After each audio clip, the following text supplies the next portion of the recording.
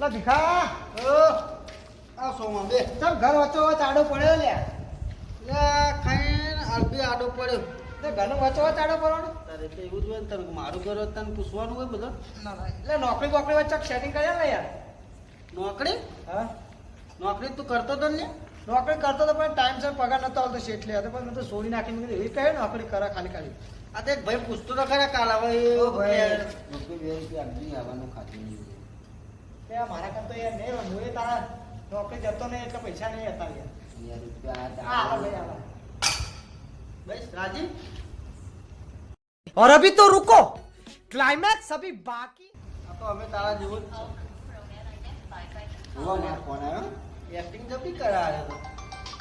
touching વાળો phone ના કર્યા તો હા બોલો ભાઈ આપણો વાટકો લઈને નીકળી ગયા જેવું આવું કઈ ઓ માટુ કેન્ટીન ચાવી માર તો નોકરી ચાલુ જ નહીં ઓ માં ઘેર પડી ગયો તું એ એના જેવો જ છે એક્ટિંગ વાળો પાવ ઓવા હોજા મોન્ટા પૂજાનું ફરવા